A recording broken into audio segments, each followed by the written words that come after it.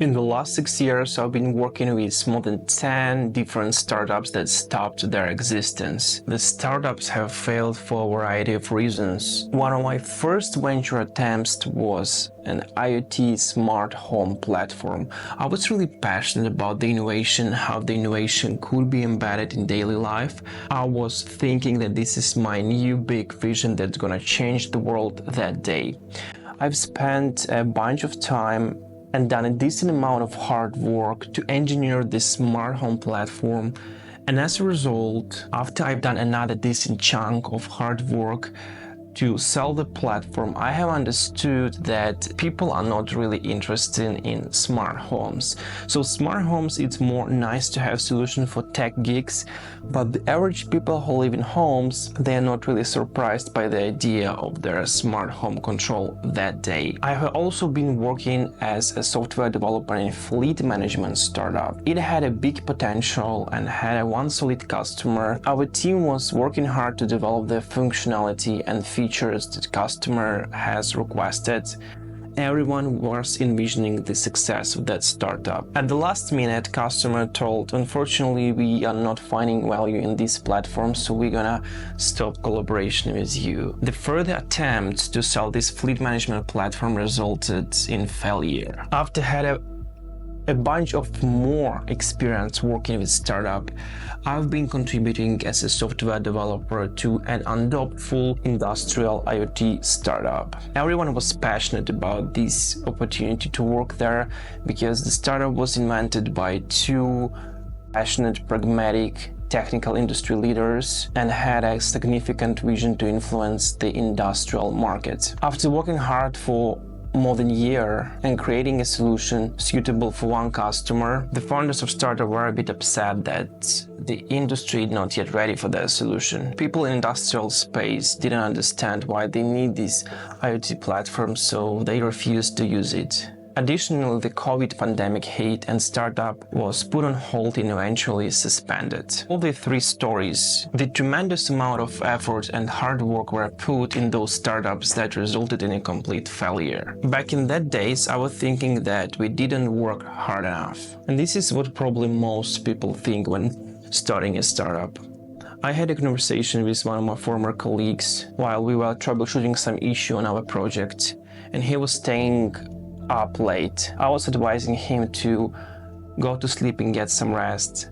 So he smilingly replied that he got used to working at nights because he was a startup founder. And we can find it everywhere. Most of the startup founders think that working hard, working at nights is the only recipe for startup success. And I used to think that way. However, the experience I've gained told me the other. All of these startups, people were putting hard work and startups were still resulting in failure. So I was sitting down upset and thinking, what should we do in order to actually make the startup succeed, in order to make it grow, gain the market, and impact the world? I've been communicating and networking a lot with the people in different business areas. I was curious learning about their experiences, their work life. So I used to join a local business community.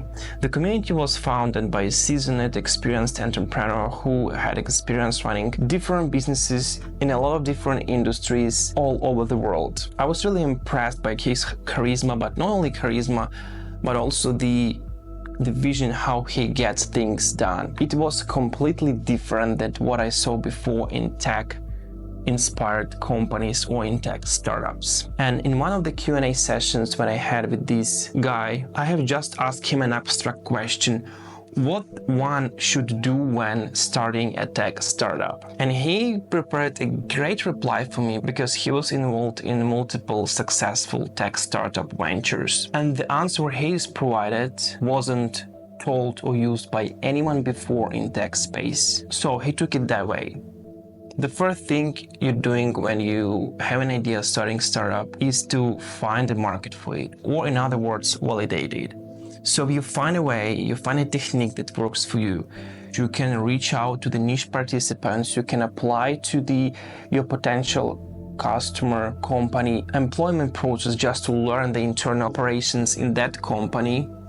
And your task here is to learn as quick as possible. He told one story when he was doing his learning, and in all stories he told that there was an experienced person who knew how to communicate with people, how to understand what in their minds that was doing this research for him. So the second thing he told is you need to find the person who is great in recruitment. So once you have your validated idea, you can then use that person to find out some engineering people who can build the product as quickly as possible. It wasn't that relevant for myself because I had an engineering background, so I can technically evaluate the engineering people myself. But the thing was that it completely flipped over the traditional startup model. So instead of building the idea straight away, then trying to sell it, he spent a decent amount of time and resources to really analyze the market, analyze the idea around it. And he spent so few resources to build something.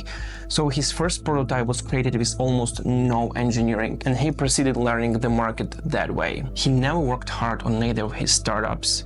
He just had a systems in place. He knew which steps to take, and his startups were succeeding. That was a breakthrough epiphany for me. I used to believe that work hard is a must-have recipe for every startup success. However, the successful seasoned entrepreneur disrupted this myth for me. So I have asked a question. So I was sitting in my office from working hard and thinking, why some person succeeds with their startup with no effort while the other person works hard, burns out, or just fail. Eventually, after diving into the self-growth and better understanding my way of thinking and the way of thinking of successful entrepreneurs, I have understood the reason of this differentiation. And this is the mindset. Most of the tech startups are started by the people with tech background, and all these people are former employee of some organizations, or they're just starting a startup as a side hustle, so they're still an existing employee. They saw the business from the inside within their organization. However, they didn't have the experience of really running and executing the business. Even they had a management role in the corporation, it's a completely different than starting a new venture. And this is what I have experienced myself as well. And if you take a look at any organization, any big corporation, the efficiency of the employees is usually measured by how hard he is working. If he doing more stuff, if he working more hours, usually he is treated as a really great performing employee. And this culture of working hard gets propagated a lot. It's useful for everyone. All the innovation in the world, all the giant corporations that producing new products are making them by the virtue of the employees that are working hard. There are a few management people who have any vision, finding the direction, and the employees are just believing in that vision and providing their best effort to work hard. So it means that the mindset of the entrepreneurs and the mindset of the employees is completely different. And the best way to explain this differentiation is by taking a look of the cash flow quadrant invented by the financial literacy educator Robert Kiyosaki. So the cash flow quadrant shows the 4 types the activity of people making in order to get financial abundance. So on the left-hand side of the quadrant, we have an employee mindset. And these are employees or self-employed people. On the right-hand side of the quadrant, we have people with or investor mindset, and those are respectively business owners or investors. When people are leaving their job, starting their business, and start working hard, they call themselves entrepreneurs, business owners, whatever. However, the real definition of the business owner or entrepreneur, it's not measured by whether you are working in a corporation, working by yourself, but it's measured of how you're getting things done. Basically, it's measured by their mindset. When people simply starting their own business, leaving their employment, they are still remaining on the left side of the cash flow quadrant. They are just moving from the employed to self-employed. And really, this is the tough place to be. And this is what most of the tech startup founders do. They were employed, now they're starting their tech startup, and they are applying the same working hard mentality. So now they're in more trouble because with employment, the strategy, the resources were managed by other departments, and your job was just to take care of your limited scope of responsibilities. However, if you are self-employed, you are now responsible for everything. You're responsible for delivery, you're responsible for sales, you're responsible for marketing, and so on. Also, when it comes to tax implications, in a lot of countries, self-employed individuals are less tax efficient than the employees. That's why most of the tech startups fail and most of the founders burn out before achieving any sign of success. So how can we actually get to the right side of the cash flow quadrant? And this is by shifting the mindset. So the entrepreneur is not the one who just working hard for the sake of working hard.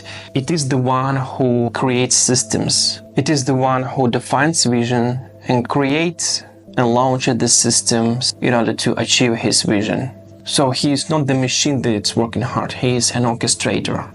So to put it simply, the business owner is the one who can consider his business like a box. And let's say the box has an input and output. So your vision is the expected output from the box. Let's say you're envisioning to having the 100 paid customers in 2 years. So depending which input you're putting into the box, you will get a different output. The job of founder, of entrepreneur, is to figure out what will be the best output you can put in this box with the least amount of efforts possible. Put it into the box, experiment, get feedback, and then iterate. Putting different inputs in the business box until you get the desired result. The Sprint book, written by Jake Knapp, is a great example of how you can solve big problems in just a few days if you have a right process in place. It doesn't require working hard on engineering the product. It's just a matter to get the information you need, get the output you need with the least amount of efforts possible. One of the shoe fashion brand did the same in their history. So instead of working hard producing a lot of shoes, then trying to sell them, then figuring out what to do next, doing this hard work, they took a smart approach, the approach that entrepreneurs do. They find a way how can they validate which shoes are the most desirable and focus on the tiny part of their collection. So they have opened a store in high fashion places and manufactured one item of each of the 30 model shoes. People were coming to store trying in, and after a few weeks they have understood that people are really interested in the 4 models out of 30. Thus, they have focused on mass production of the 4 models that were successful straight away. They wasn't working hard, but they have invented a system of how to validate their product efficiently before starting selling it, and they succeeded. So after analyzing all of this, I've been still confused why so many people are still working hard trying to start their tech startup. Why this idea of working hard is so propagated in different startup incubators, startup combinators, and so on. After doing some deeper thinking and deeper self-development, I have understood that the mental cost of changing the mindset is much higher than the idea of working hard. So for the employee that works in the tech company, it's much easier to apply the same model and start building some side project with the hope that it will result in startup. And if he is passionate enough, he can dedicate all of his free time to build this side project. And don't get me wrong, this model have worked 15 years ago when the Facebook, Zappos, and all these famous startups have been starting. And this is where because there were not such big competition of the SaaS platform tech products on the market. So if the new tech product was released, it gained a lot of interest, a lot of traction. But unfortunately, this kind of technique doesn't work right now. So for the employee to start shifting his mindset towards a business owner, a right side of the cash flow quadrant is much higher than the idea of working hard. It requires self-development, challenging your beliefs, which is mentally uncomfortable. However, so in the short term, it's really uncomfortable. However, in the long term, it just makes things easy. Working hard for the long term is unscalable. Investing in personal development for the certain period of time in order to prevent working hard, make something impactful and become successful is really pays off. So the key lesson that I have learned after the 6 failed startups is that it's not about how hard you work, it's about working smart. In order to work smart, we need to shift our mindset. We are no longer employees. If you start a tech startup, we're becoming the visionary founder entrepreneurs. So what differentiates the employee founder versus entrepreneur founder? So when the startup is launched, the employee founder will do everything himself. He will code, he will search for employees, he will do the lead generation himself. The entrepreneur founder will eliminate most of the work and will focus on creating a system for the most important thing. And when it comes to the product validation, let's say it's a lead generation of your focus group. So he will find out the system, hire a person, and delegate the system to make it work. So being the CEO or founder of the startup, it's like a game. It's not about how hard you work, it's about try new things out, try to build new system out, be creative in finding the ways to achieve the next objectives with the fewest effort possible, and automating your business.